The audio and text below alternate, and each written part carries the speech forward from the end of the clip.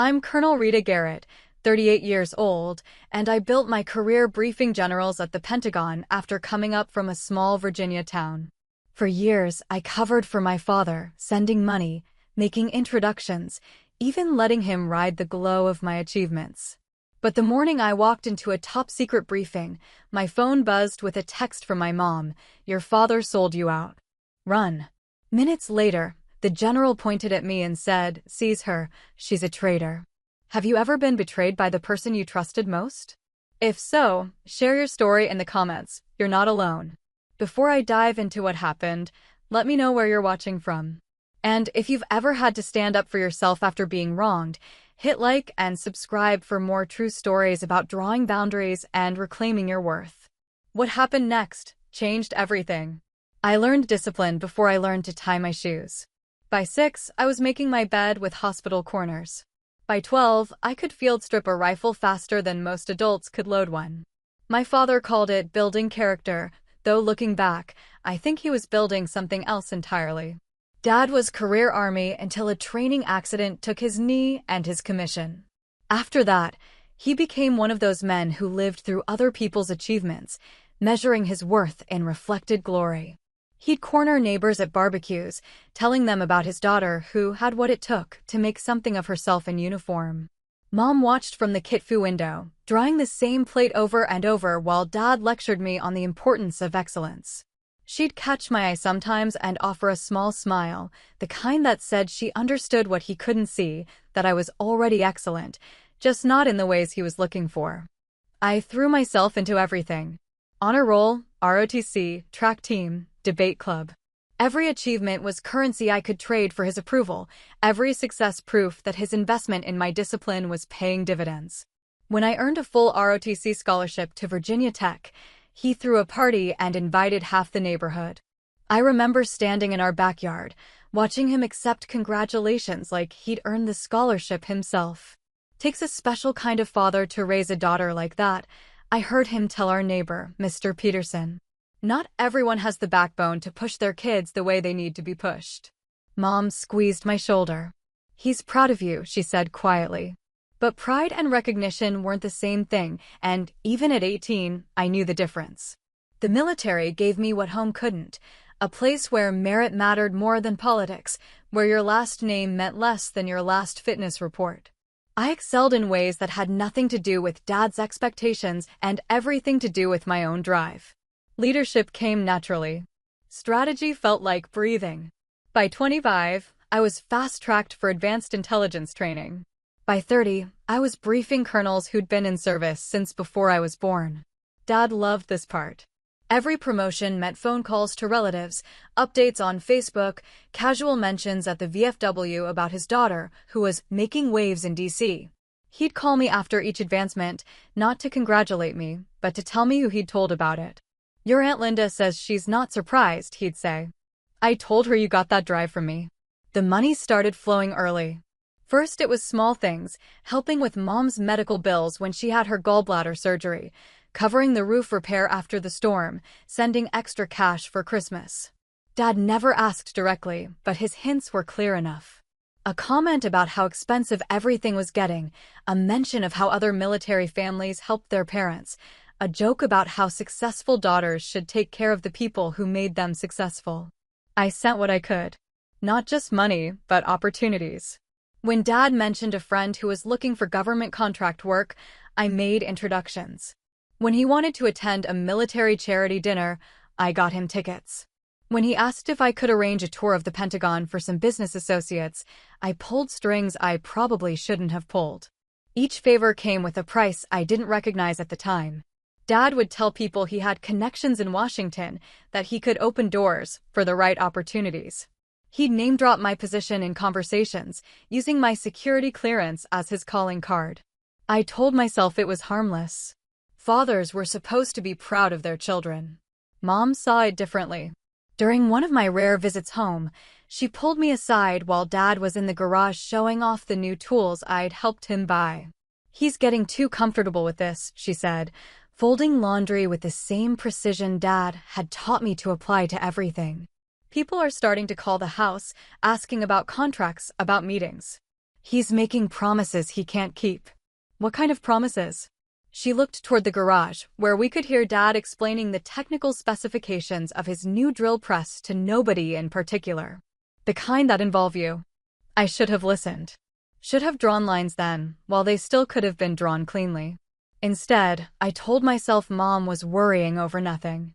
Dad was just enjoying his connection to something important, something bigger than his small world of disability checks and afternoon television.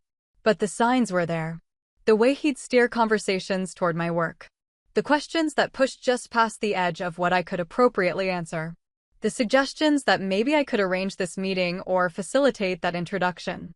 The slow transformation from proud father to something else entirely. At family gatherings, he'd hold court, telling stories about his connections in ways that made it sound like he was the one with the clearance, the access, the authority. He'd interrupt when I tried to correct him, dismiss my attempts to set boundaries as false modesty. She doesn't like to talk about the important stuff she does, he'd tell cousins and uncles. National security, you understand.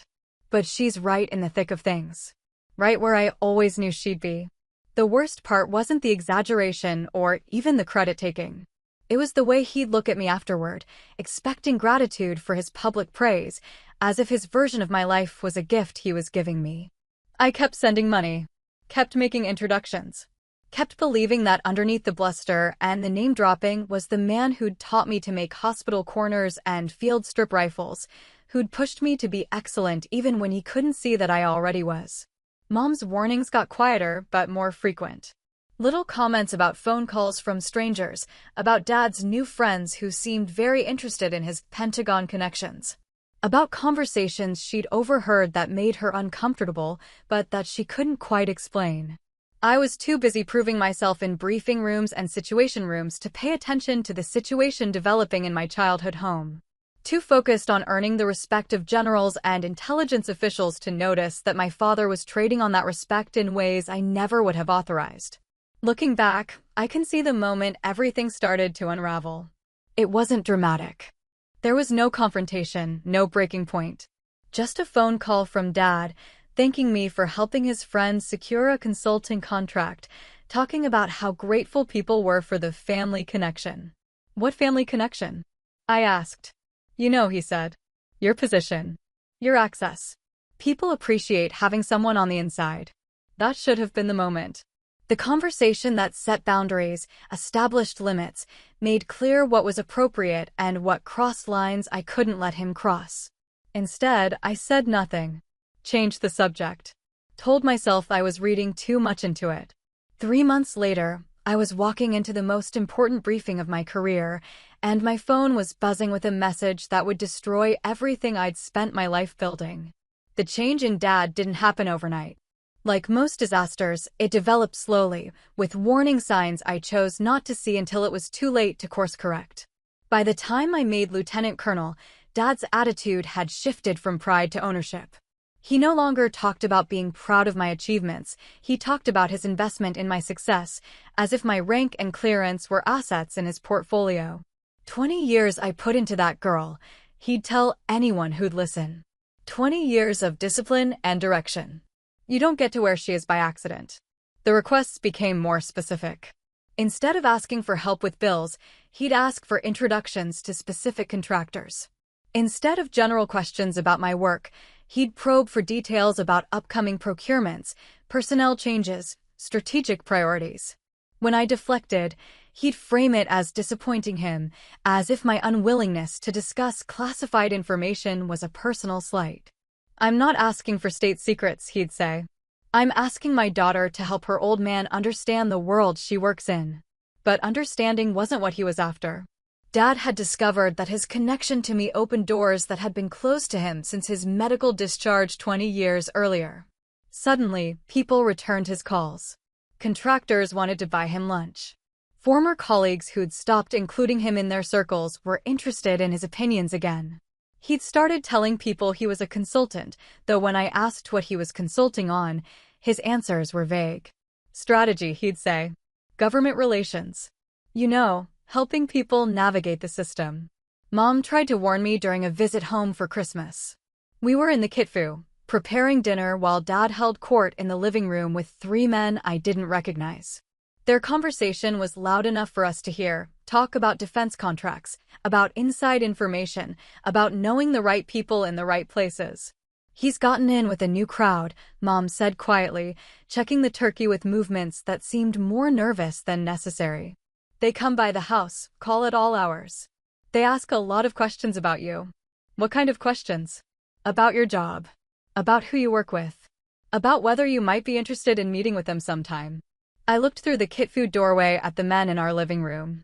They had the polished look of DC operators, expensive suits, practiced handshakes, the kind of confident demeanor that came from knowing how to work the angles. Dad was animated in a way I hadn't seen since his military days, gesturing with his beer bottle, speaking in the clipped, authoritative tone he'd used when he was still wearing the uniform. "He tells them you owe everything to him," Mom continued. "That without his guidance, his connections, his introduction to the right people, you never would have gotten where you are." This was news to me. Dad's connections, when I was growing up, had been limited to other enlisted men at the VFW and neighbors who worked at the hardware store. The idea that he'd somehow opened doors for me in Washington was pure fiction, but apparently fiction he'd started believing. "They want to meet you," Mom said. "These men. They keep asking when you'll be home for a visit, whether Dad could arrange an introduction. He keeps telling them it's just a matter of timing." I should have confronted him then. Should have walked into that living room and made clear that whatever he was telling these people, whatever promises he was making, he needed to stop immediately. Instead, I stayed in the kitfu, helping Mom with dinner, telling myself that Dad's new friends were probably harmless. The warning signs multiplied over the following months. Dad would call with increasingly specific questions about Pentagon personnel, about contract timelines, about strategic initiatives that hadn't been made public yet. When I reminded him that I couldn't discuss such things, he'd act hurt, as if my adherence to security protocols was evidence that I no longer trusted him. "I raised you better than that," he'd say. "I taught you the importance of loyalty, of taking care of family. Now you're too good to help your old man understand what's happening in his own government." The guilt was effective. I started sharing more than I should have, nothing classified, but context and background that could be valuable to someone who knew how to use it. General information about personnel moves, about budgetary priorities, about the kinds of capabilities the military was looking to develop. Information that was technically public, but that took experience to interpret correctly. Dad would listen with the intensity of a man taking notes, asking follow-up questions that seemed innocent, but that pressed for specifics I couldn't provide. After each conversation, I'd feel like I'd been debriefed rather than catching up with family. The money flow increased too. Dad's requests became more frequent and more substantial. The roof repair became a full renovation. The medical bills expanded to include procedures that weren't emergencies, but that he presented as urgent. He started talking about investment opportunities that required capital he didn't have, about business ventures that could pay off big if he could just get the initial funding.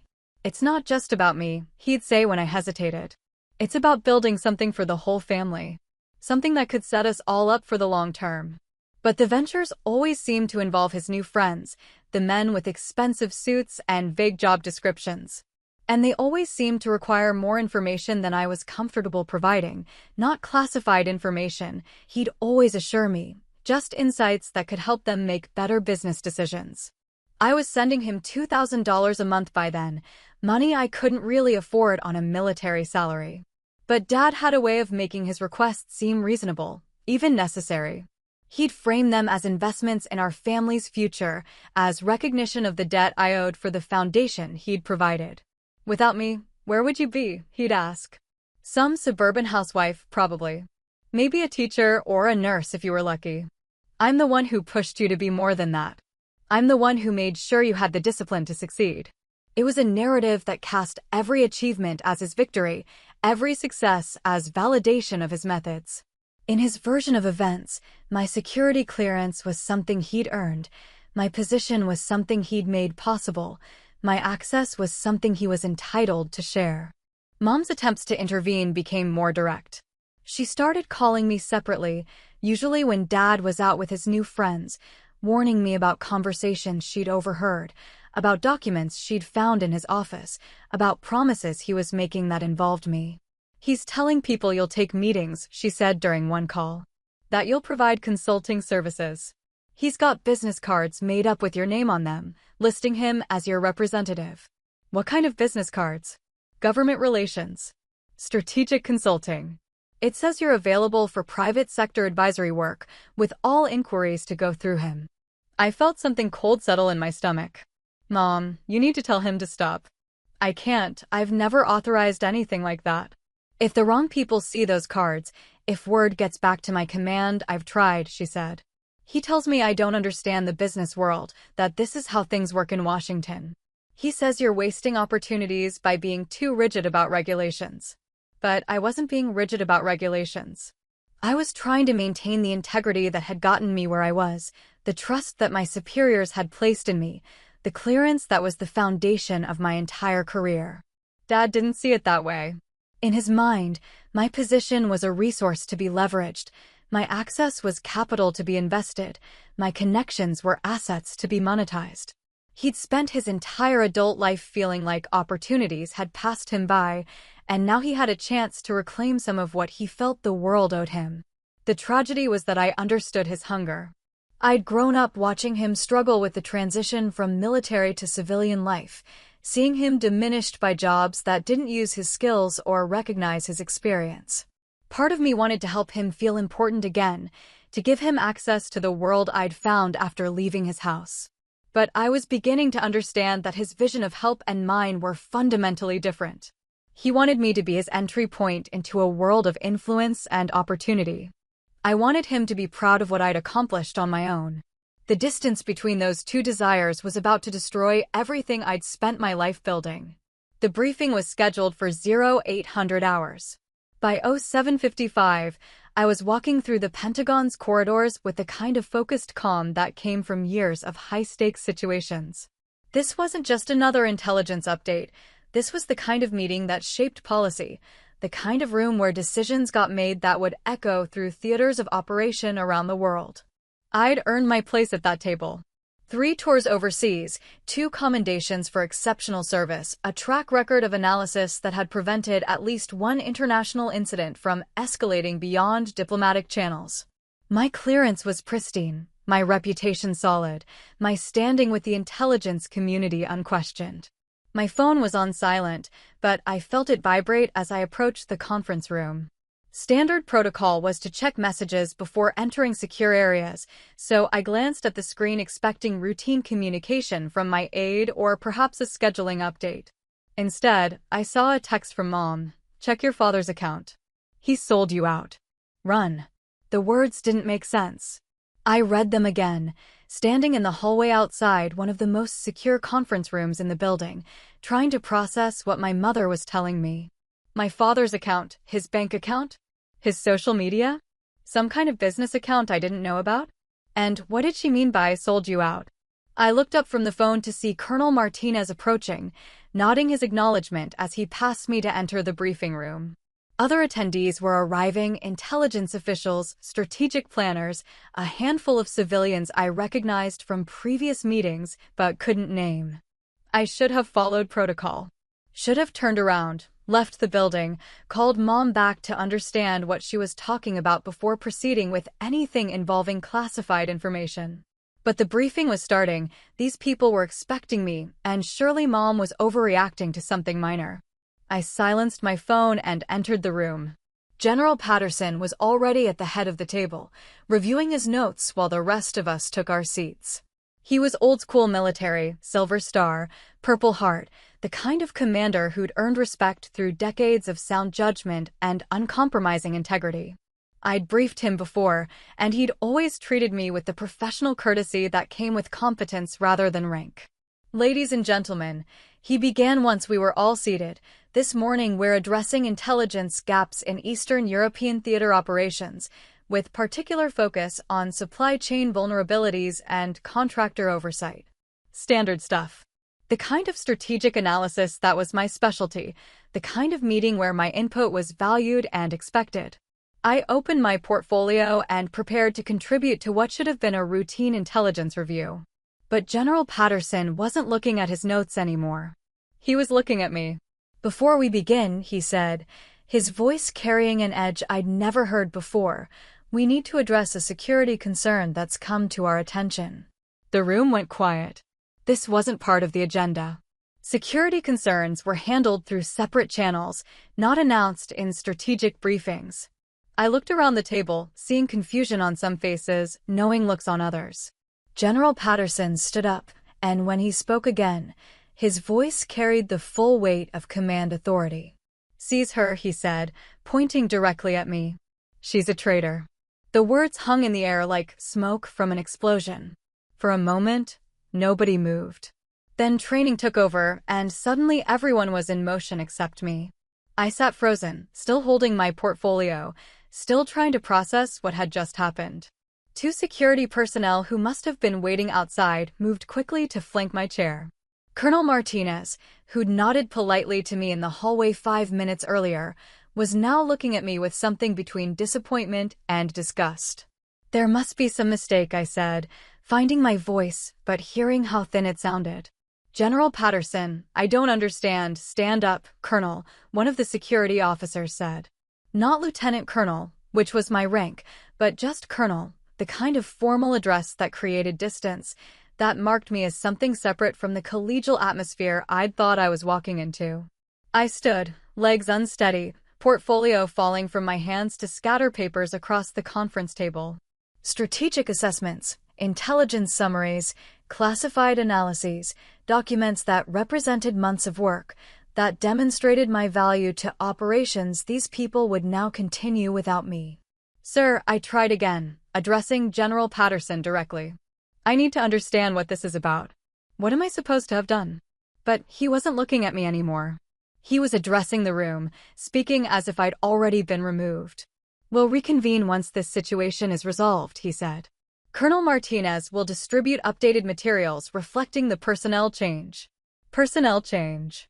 As if my removal was administrative rather than catastrophic, as if 20 years of service could be erased with a simple roster modification.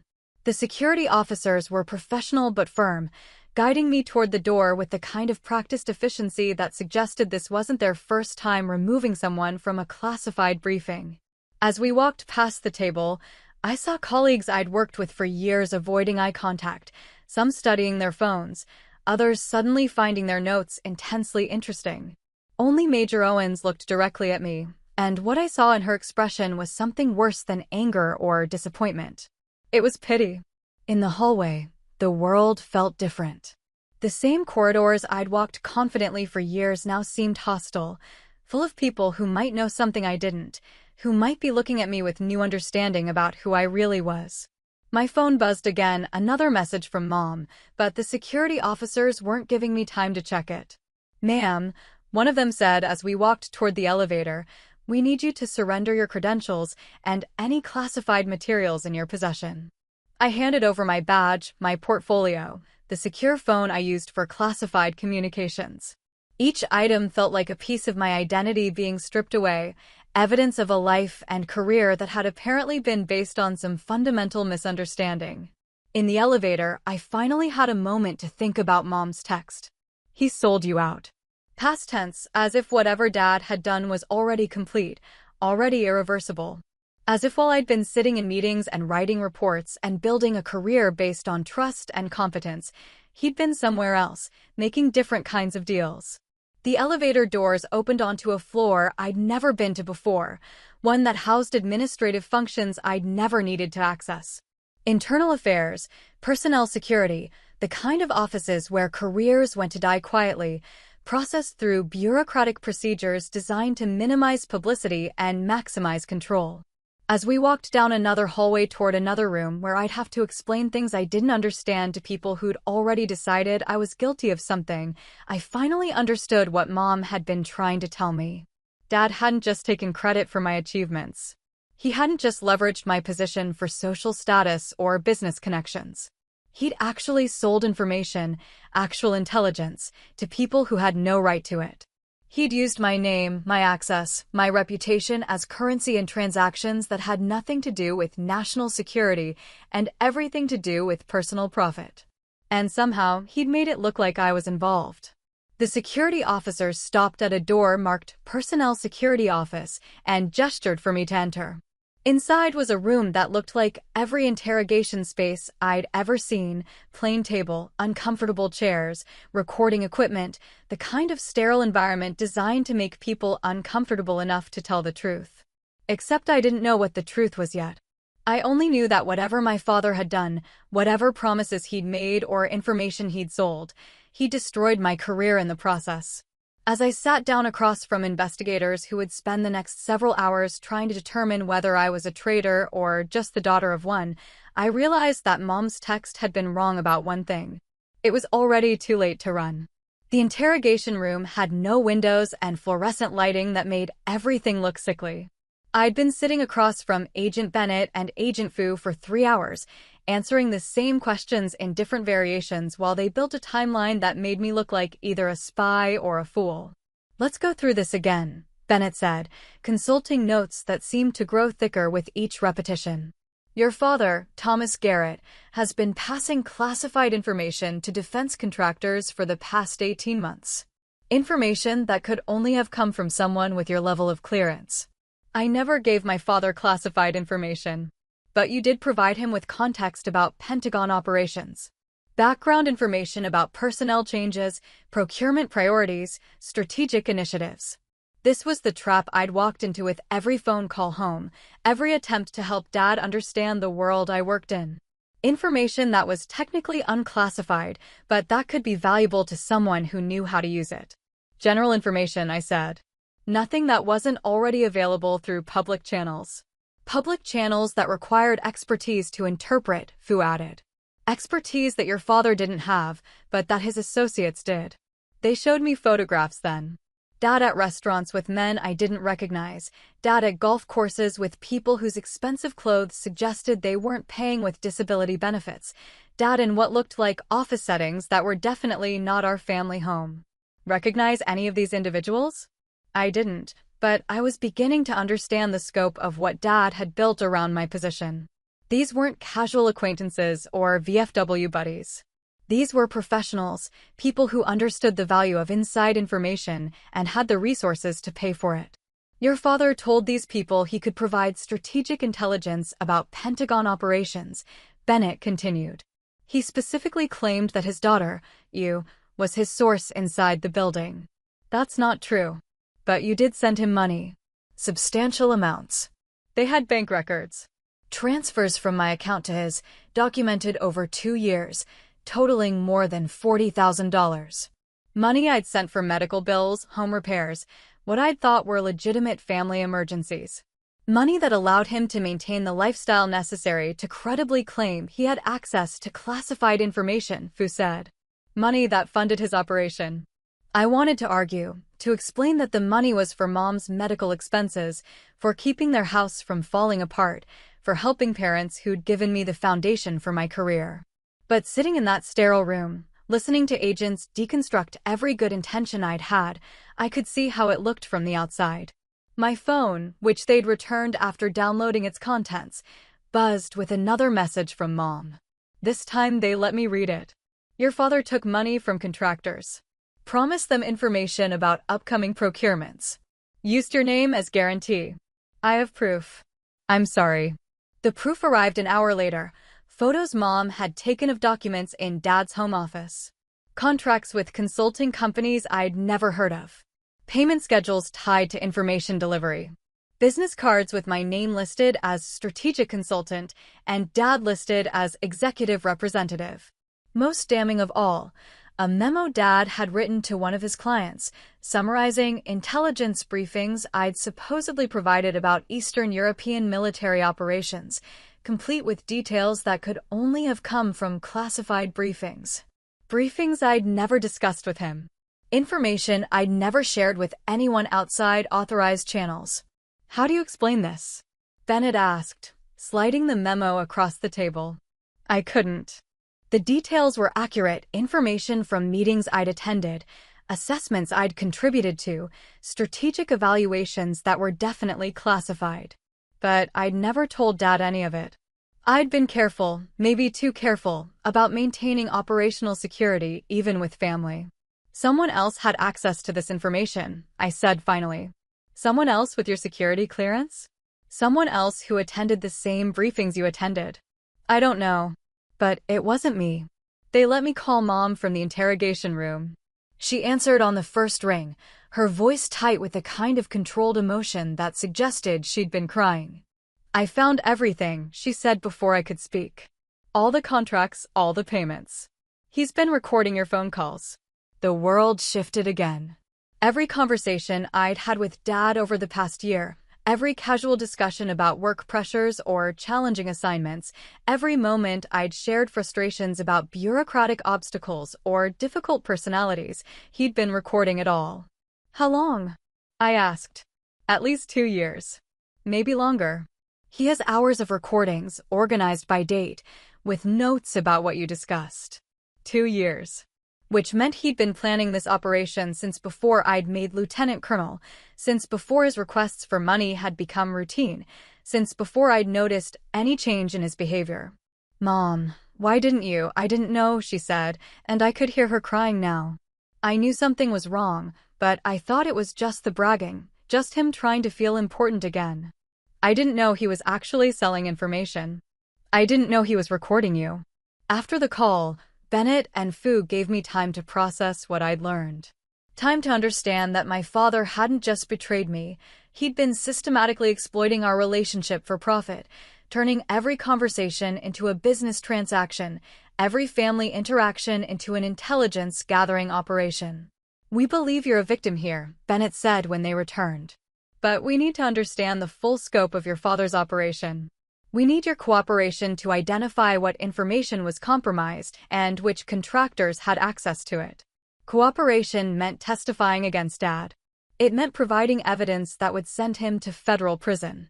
It meant acknowledging that I'd been manipulated by someone I'd trusted completely, someone I'd supported financially and emotionally even when I'd sensed something was wrong. What about my clearance? That depends on the investigation. Your security review will determine whether you exercised appropriate judgment in your communications with your father, whether you should have recognized the security risks earlier, whether I should have known that my own father was using me to commit espionage, whether the money I'd sent him, the information I'd shared, the access I'd facilitated made me complicit in his operation even if I'd been unaware of it. They returned me to my quarters that evening with instructions not to discuss the investigation with anyone, not to contact my father, not to leave the Washington area without authorization. My security clearance was suspended pending resolution of the case, which meant I couldn't access any classified materials, couldn't attend any strategic meetings, couldn't perform any of the duties that had defined my career for the past decade. I sat in my apartment, surrounded by the accumulated artifacts of 20 years of service, commendations, photographs, deployment mementos, professional development certificates, and tried to understand how completely my life had changed in a single day. The worst part wasn't the professional humiliation or even the legal jeopardy. It was the realization that every conversation with Dad over the past 2 years had been a lie, every expression of pride or support had been a manipulation, every family interaction had been a transaction in a business model I'd never known existed. He'd taken the trust between a father and daughter and monetized it. He'd turned my career into his commodity, my clearance into his capital, my achievements into his opportunities. And somehow, he'd made me an accomplice in my own destruction. The evidence took 3 days to assemble. Bank records showing payments from defense contractors to accounts Dad had opened in both our names. Audio files from recorded phone conversations where I'd mentioned upcoming personnel changes, budget discussions, strategic assessments. Documents he'd created that presented my casual observations as formal intelligence briefings. I worked with Agent Bennett to trace the information flow, identifying what Dad had taken from our conversations and how he'd packaged it for his clients. It was like watching myself through a funhouse mirror, everything recognizable, but distorted into something I'd never intended to create. He was sophisticated about it, Bennett admitted as we reviewed the timeline. Your father understood that raw information wasn't valuable without context. He used your background knowledge to provide analysis that his clients couldn't get anywhere else. The sophistication was what made it feel like such a complete betrayal. This wasn't an opportunistic grab for quick money. Dad had developed a business model around my position, creating systems to capture, process, and monetize every professional insight I'd shared with him. How much did he make? Bennett consulted his notes. Conservative estimate? $200,000 over 18 months. Possibly more. We're still tracking down all the accounts. $200,000. Nearly 5 times my annual military salary. Money he'd earned by selling information I'd given him for free, trusting that he was just a father trying to understand his daughter's world. The legal strategy became clear as the evidence accumulated. My cooperation with the investigation would demonstrate that I'd been an unwitting victim rather than a willing participant. Dad's recordings of our conversations would prove that I'd never knowingly provided classified information, that I'd been manipulated rather than recruited. But cooperation meant more than just providing evidence. It meant actively participating in the case against him, testifying about our relationship, explaining how he'd exploited my trust and affection for criminal purposes. "We need you to call him," Bennett said on the 4th day. "Recorded conversation, with our guidance. Get him to admit what he's done, acknowledge that you weren't aware of his operation. You want me to trick my own father into confessing. We want you to give him an opportunity to tell the truth, to acknowledge what he's put you through, to take responsibility for his choices." The call was scheduled for that afternoon, with agents monitoring from the next room and a script designed to elicit admissions without appearing coached. I sat in the same interrogation room where I'd learned the scope of Dad's betrayal, holding a phone that would either help clear my name or further destroy my relationship with the only family I'd ever known. Dad answered on the second ring, his voice carrying the forced cheerfulness he'd been using with me since childhood whenever he knew he was in trouble. "Hey, sweetheart. I've been hoping you'd call. This whole thing is just a misunderstanding, you know. Just a bunch of bureaucrats getting excited about nothing. Dad, I need you to tell me what you've been doing.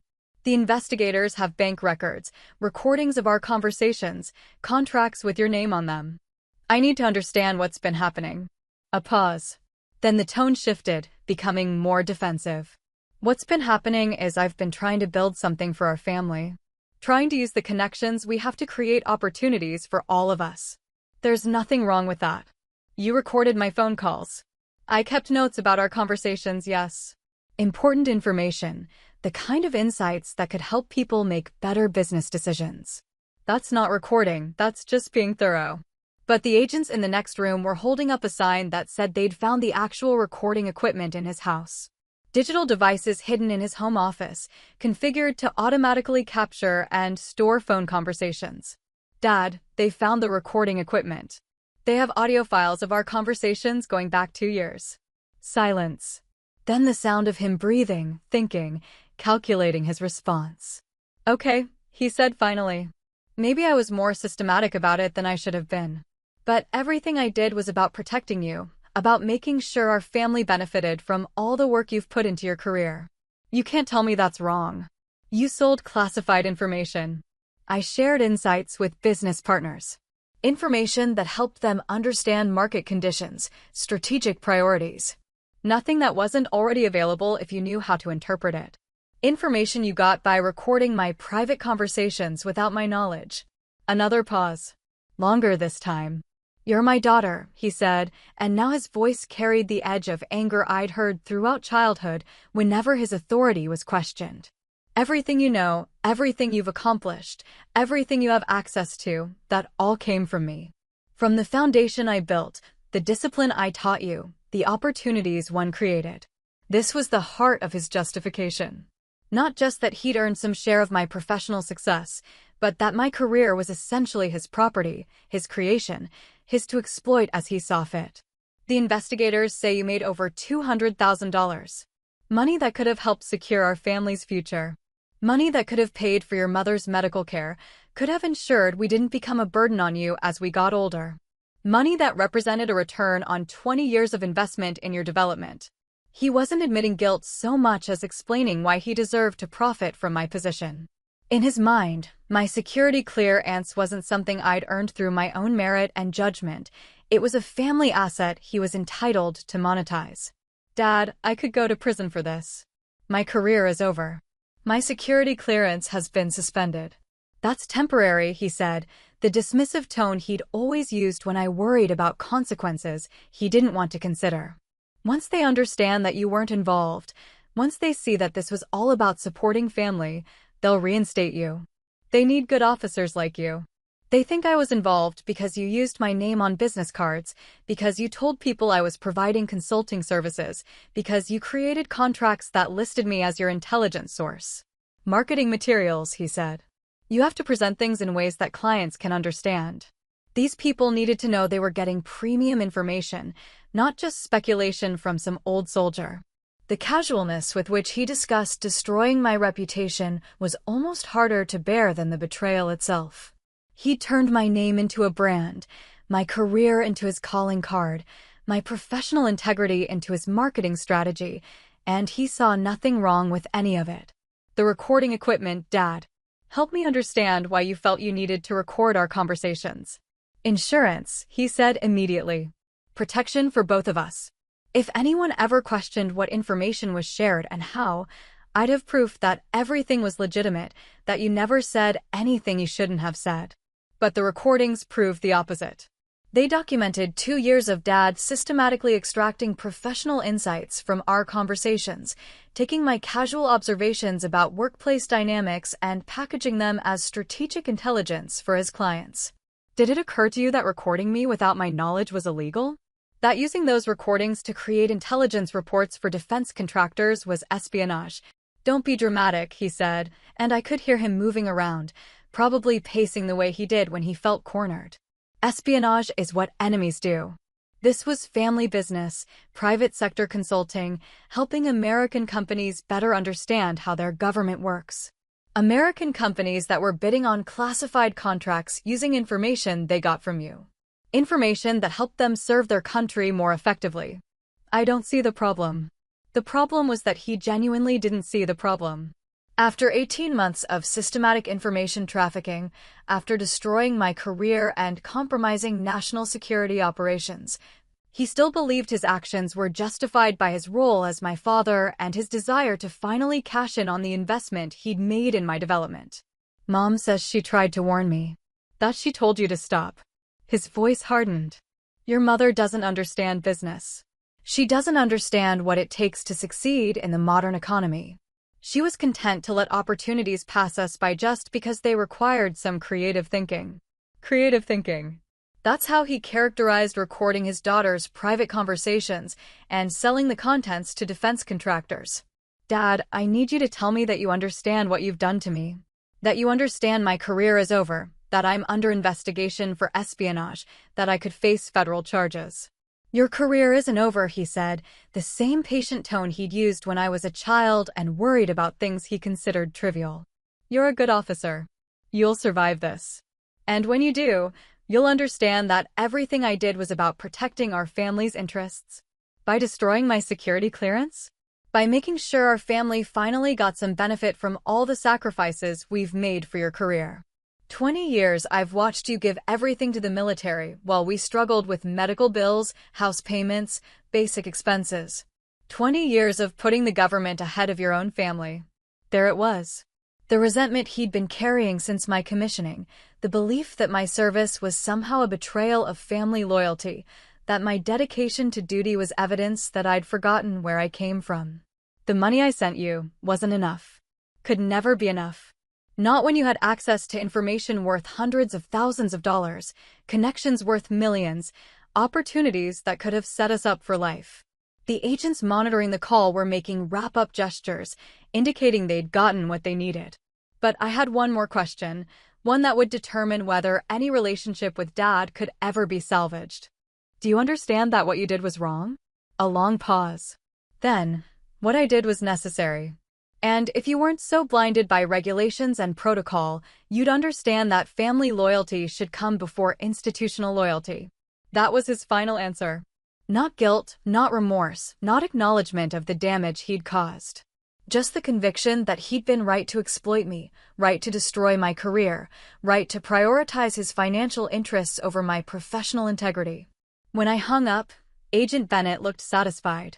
That should be sufficient for the prosecution. He essentially admitted to the entire operation. But sufficient for prosecution wasn't the same as sufficient for understanding. Even with all the evidence, all the recordings, all the bank transfers, I still couldn't fully comprehend how the man who'd taught me about duty and honor had convinced himself that espionage was an act of family loyalty. The call had given me one thing, though: clarity about what I needed to do next. Dad had made his choice 18 months ago when he'd bought the first recording device. Now I had to make mine. I was going to testify against him. Not because the government demanded it, not because it was the only way to clear my name, but because after 20 years of trying to earn his approval, I finally understood that some relationships weren't worth preserving at any cost. The congressional hearing was scheduled for a Tuesday morning in March. By then, the story had leaked to the Washington Post, Pentagon officer caught in family espionage ring, and my name was attached to the biggest intelligence scandal of the year. The article got most of the facts wrong, but the damage was done.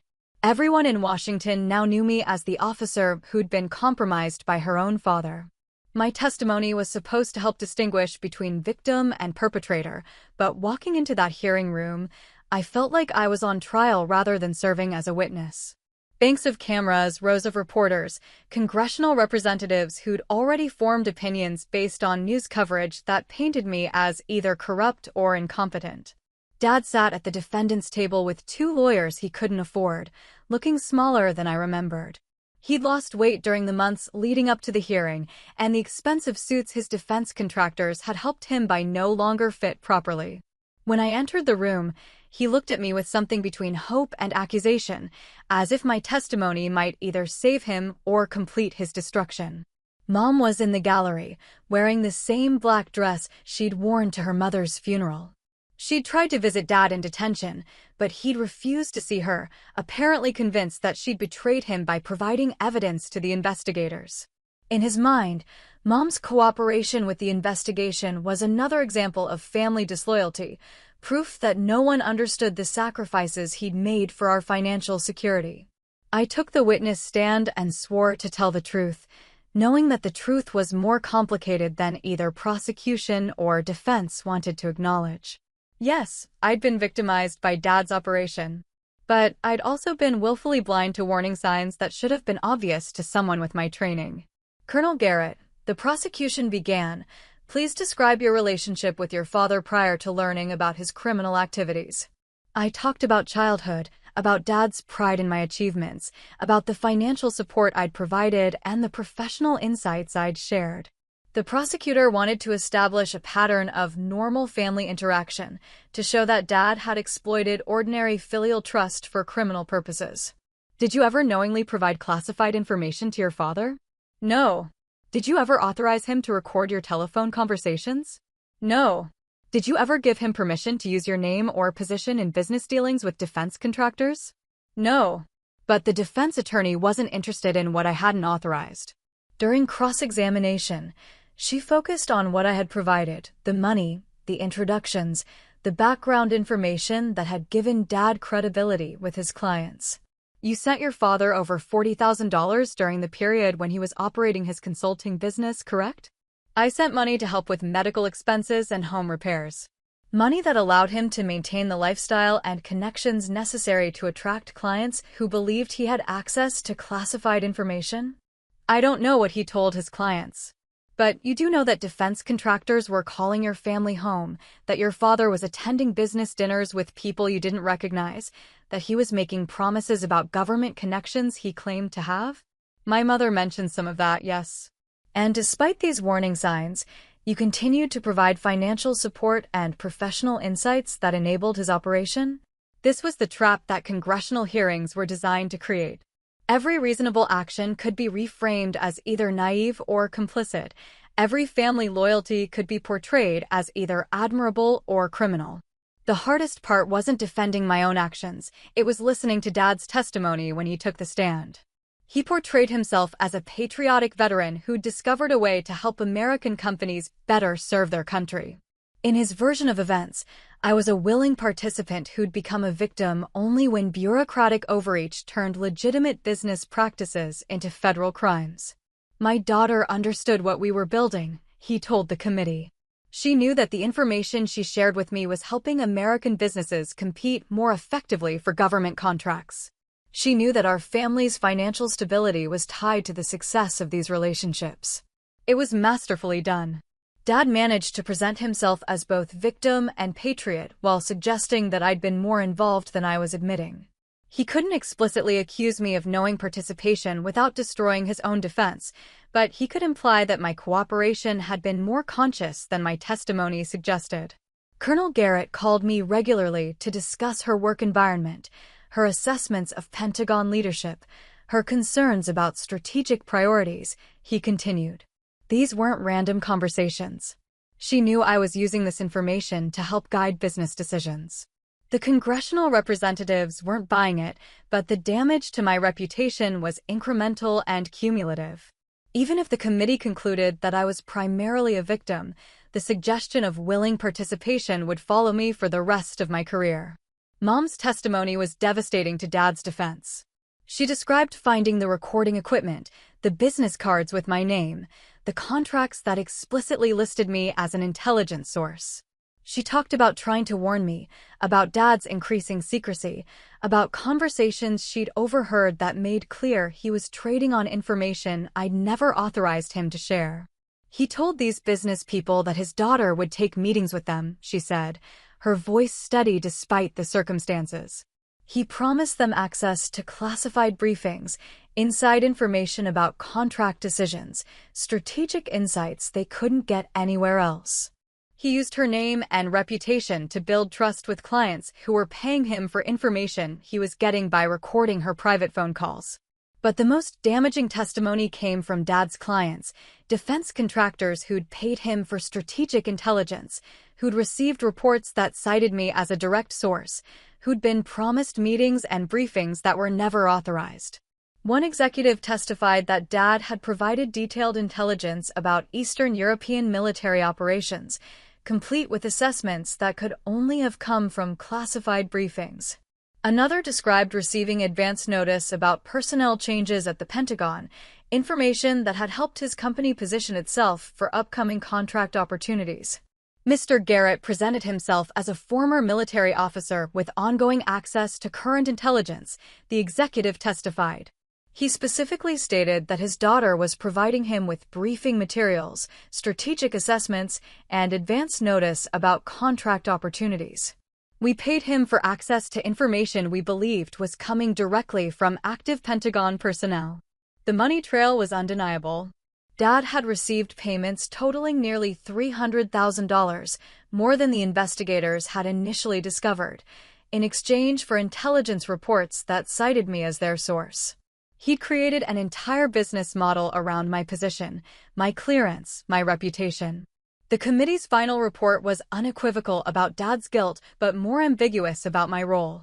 I was described as an unwitting victim of sophisticated manipulation by a family member who exploited trust and affection for criminal purposes. But the report also noted that I'd failed to recognize warning signs that should have been apparent to someone with extensive intelligence training. Dad was sentenced to 8 years in federal prison for espionage, conspiracy, and fraud. The judge noted during sentencing that his exploitation of family relationships for criminal purposes represented a particularly egregious breach of trust that had endangered national security operations. But the legal resolution didn't address the personal devastation. My security clearance was permanently revoked, ending my military career and my access to the intelligence community that had been my professional home for 2 decades. The Pentagon offered me a non-classified administrative position that felt like charity, which I declined. Instead, I took early retirement, accepting the diminished pension that came with 20 years of service rather than the full career I'd planned. I moved away from Washington, away from the colleagues who would always wonder what I'd really known, away from the career that had been destroyed by someone who claimed to love me. The worst part wasn't the professional consequences or even the public humiliation. It was the realization that every expression of pride Dad had ever shown in my achievements had been calculated. Every request for support had been manipulation. Every conversation had been a transaction in a business model that turned family relationships into commodities. He'd spent 2 years systematically betraying me while I'd spent those same 2 years trying to help him feel important, trying to share my professional world with someone I'd trusted completely. The asymmetry was almost harder to bear than the actual espionage. When I visited him in federal prison 6 months after his sentencing, he was still convinced that he'd been right to exploit my position, still believed that family loyalty should have trumped national security, still certain that I would eventually understand that everything he'd done had been for our mutual benefit. "You'll get past this," he told me through the reinforced glass that separated us. "You're strong enough to rebuild. And when you do, you'll see that what we had was special, that the bond between father and daughter is stronger than any government regulation." But what we'd had wasn't special. It was exploitation disguised as love, manipulation presented as family loyalty, betrayal wrapped in the language of pride and support. I never visited him again. The job market for former intelligence officers with revoked security clearances was smaller than I'd expected.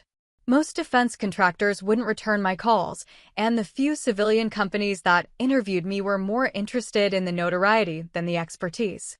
After 6 months of rejection letters and awkward conversations, I took a position with a small risk assessment firm that specialized in corporate security. Work that used some of my analytical skills, but felt like a significant step down from briefing generals about international threats. My new colleagues were professional but distant. They knew my story, had read the news coverage, had their own opinions about whether I'd been naive or complicit. I didn't blame them for their caution. In their position, I would have had questions too about someone whose career had ended in congressional hearings and espionage convictions. The work was intellectually unchallenging but emotionally manageable. I analyzed corporate vulnerabilities, assessed security risks for executives traveling internationally, prepared briefings for business leaders who needed to understand political instability in emerging markets. It was intelligence work stripped of its strategic importance, analysis without consequences that mattered beyond quarterly earnings reports. But slowly, I began to rebuild something that resembled professional respect. My assessments were accurate, my briefings were clear, and my analysis helped clients make better decisions about investments and operations in uncertain environments. Within a year, I was managing my own accounts and earning the kind of trust that had to be built one assignment at a time. The personal rebuilding was more complicated. I'd moved to Richmond, far enough from Washington to avoid running into former colleagues, but close enough to maintain some connection to the world I'd lost. I bought a small house in a neighborhood where nobody knew about congressional hearings or espionage scandals, where I was just another single professional trying to build a life around work and weekend gardening. Mom called regularly, usually on Sunday evenings, to check on my adjustment and share updates about her own life. She'd filed for divorce while Dad was awaiting trial, a decision that had surprised no one except him. After 40 years of marriage, she'd finally acknowledged that his betrayal of me had been the final evidence she needed that he was capable of destroying anyone who got between him and what he wanted. "He keeps writing letters," she told me during one call. "To me, to you, to his lawyer. He wants us to visit, wants to explain everything again, wants us to understand that he was just trying to build something for the family." "Are you going to visit him?" "No," she said immediately. I spent too many years making excuses for his behavior, too many years convincing myself that his intentions were good even when his actions were harmful. I can't do that anymore. This was new for Mom, clarity about Dad's destructive patterns, boundaries that she enforced rather than just discussed. The investigation had given her the same painful education it had given me. Sometimes people you love are capable of betraying you completely while convincing themselves they're acting in your best interests. The hardest conversations were with former colleagues who reached out periodically to check on my welfare. Most were kind but careful, offering sympathy for my situation while maintaining appropriate distance from someone whose security clearance had been revoked for cause. I appreciated their concern but understood their caution. Colonel Martinez called 6 months after my retirement, ostensibly to ask about consulting opportunities, but really to assess whether I'd recovered from the professional trauma. We had coffee in downtown Richmond, neutral territory where neither of us had to worry about appearances or protocols. The consensus is that you were genuinely victimized, he told me. Most people understand that you didn't know what your father was doing, that you were manipulated rather than recruited. But there are questions about judgment. About whether you should have recognized the warning signs earlier, should have been more careful about family communications. These were the questions that followed me everywhere, the suggestion that even if I hadn't been criminal, I'd been negligent in ways that disqualified me from positions requiring exceptional judgment. It was a reasonable concern. Intelligence officers were supposed to recognize manipulation and deception, were trained to identify threats and vulnerabilities. Do you think I should have known? Martinez considered the question carefully. I think you were in an impossible position. Family relationships don't operate according to security protocols. Trust and suspicion can't coexist in the same emotional space. But that was exactly the problem.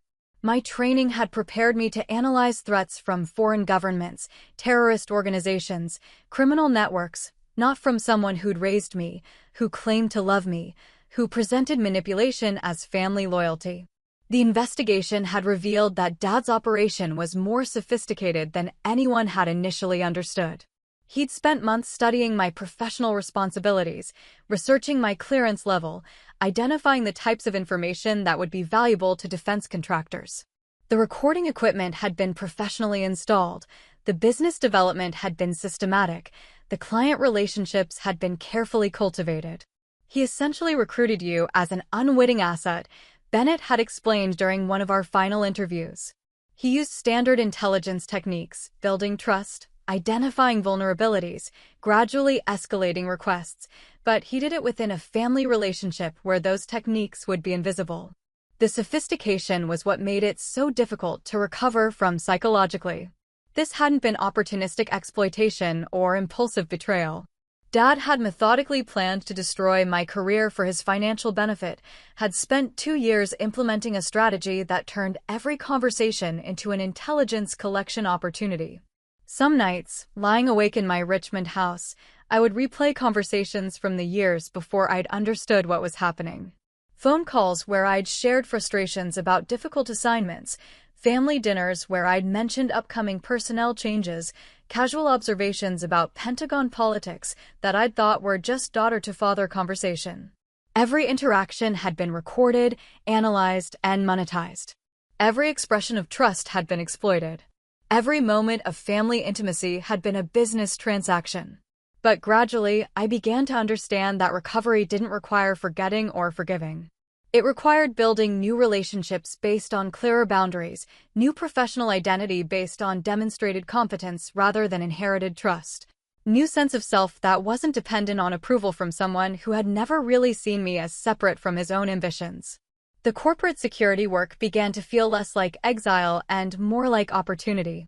I was good at analyzing risks, at helping business leaders understand threats they couldn't see, at providing strategic assessments that improved decision-making. Within 2 years, I was promoted to senior analyst and given responsibility for the firm's international operations assessment. It wasn't the Pentagon, but it was meaningful work that used my skills and experience in ways that helped people make better decisions about complex challenges. I was building something new, not the career I'd planned, but one that belonged to me completely, that couldn't be compromised by anyone else's manipulation or betrayal. And slowly, I was learning to trust again. Not quickly, not easily, but with the careful deliberation of someone who'd learned that even family relationships required verification, that love could coexist with exploitation, that good intentions could mask destructive actions. The scars would always be visible to people who knew my story. The questions about judgment would follow me through any future security clearance investigations. The knowledge that someone I'd trusted completely had been systematically betraying me would always influence how I approached new relationships. But I was surviving.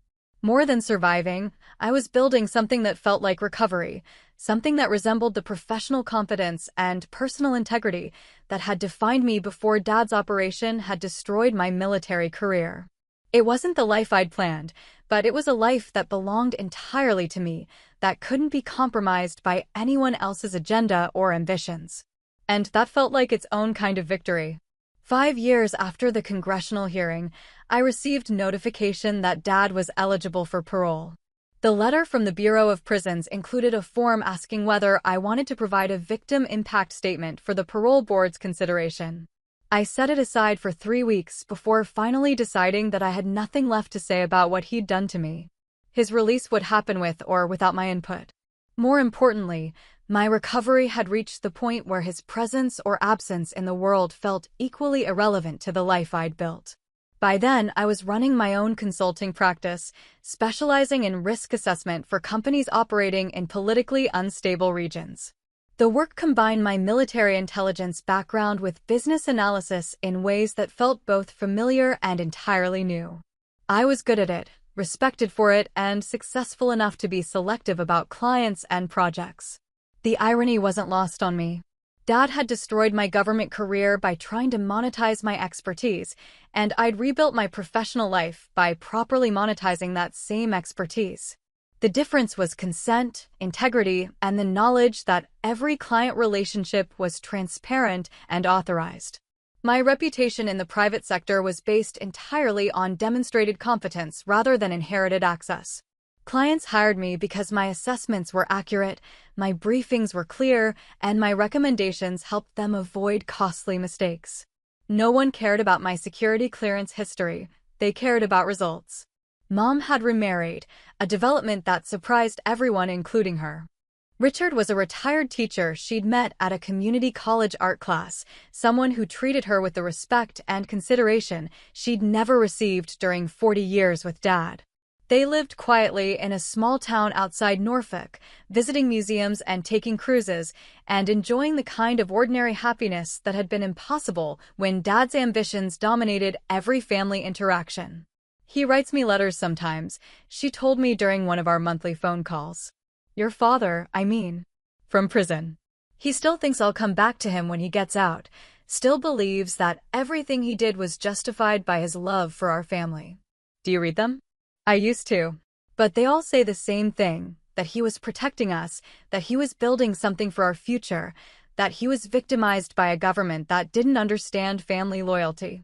Dad's inability to acknowledge genuine guilt was consistent with everything I'd learned about his psychology during the investigation and trial. He was capable of admitting tactical mistakes, using recording equipment, being too aggressive in his marketing, trusting the wrong business partners. But he couldn't recognize the fundamental betrayal of using family relationships for criminal purposes. In his mind, he remained a patriotic veteran who'd found an innovative way to help his family benefit from the daughter's success, someone who'd been persecuted by bureaucrats who didn't understand the entrepreneurial spirit that made America great. The victim impact statement form remained on my desk for another month before I threw it away. I'd said everything I needed to say during the congressional hearing, and Dad's parole decision would be based on his institutional record and rehabilitation progress, not on my assessment of the damage he'd caused. Besides, the most important impact of his betrayal hadn't been the career destruction or public humiliation. It had been the education about boundaries, about the difference between love and exploitation, about the importance of building relationships based on mutual respect rather than inherited obligation. That education had been painful but valuable. I was better at recognizing manipulation now, more careful about trust, more deliberate about the information I shared and the access I provided. These weren't weaknesses, they were professional skills that served me well in a business environment where confidentiality and discretion were essential. I was also better at setting boundaries with clients, family members, romantic partners, and colleagues. The experience with Dad had taught me that some people would always see relationships as opportunities for advancement rather than connections based on genuine affection or respect. I'd learned to identify those people early and manage interactions accordingly. My personal life had stabilized around a small circle of friends who knew my history but judged me based on current behavior rather than past victimization. I was dating someone, a federal prosecutor, who understood the complexities of family betrayal and professional recovery, and we were building something that felt healthy and sustainable. The relationship was different from anything I'd experienced before Dad's betrayal. More cautious, more deliberate, based on demonstrated trustworthiness rather than assumed loyalty. We shared information gradually, built intimacy incrementally, maintained individual autonomy while developing genuine partnership. It was slower than the kind of total trust I'd once given family members, but it was also more resilient, more based on choice than obligation, more likely to survive the kind of challenges that had destroyed my relationship with Dad. Professional recognition came gradually but consistently. I was asked to speak at industry conferences about international risk assessment, was quoted in business publications about emerging security threats, was consulted by government agencies that needed private sector expertise on situations they couldn't analyze internally.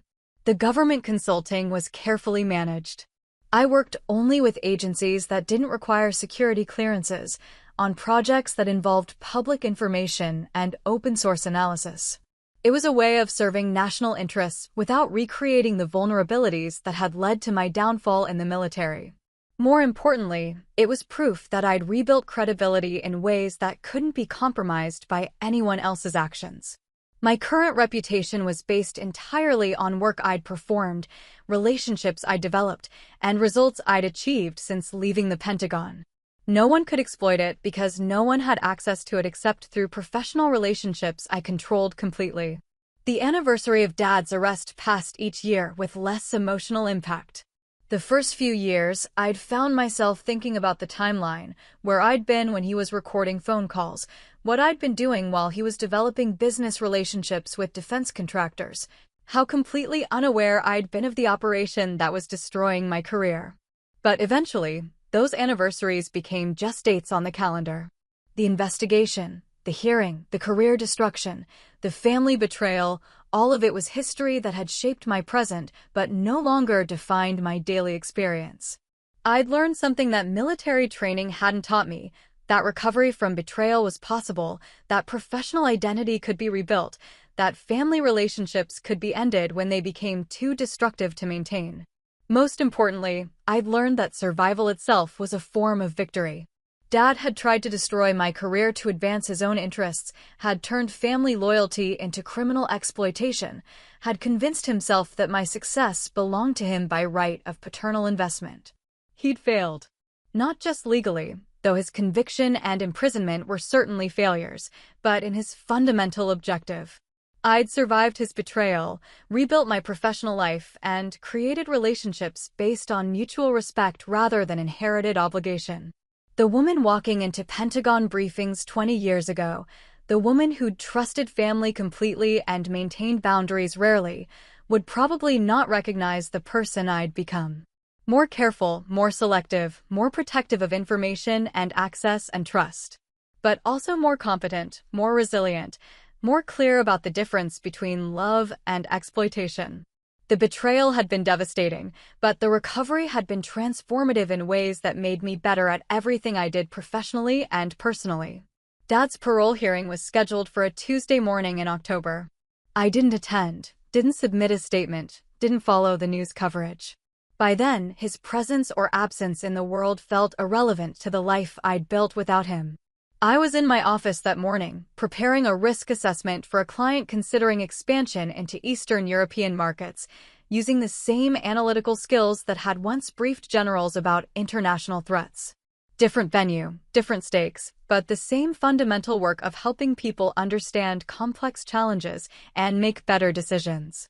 It was work that belonged entirely to me, that couldn't be compromised by anyone else's manipulation or betrayal, that was based on competence I'd demonstrated rather than access I'd inherited. And that felt like the most complete victory possible. I'm closing this chapter, but I want to hear yours. Have you ever had to choose duty over family? Been falsely accused or pressured to stay silent? What boundary do you wish you'd set sooner? If you were in that briefing room, what would you have done? And how did you rebuild trust after a betrayal? Drop your story in the comments. If this hit home, like the video, subscribe, and turn on notifications for more true stories about boundaries and redemption, and share this with someone who needs it today.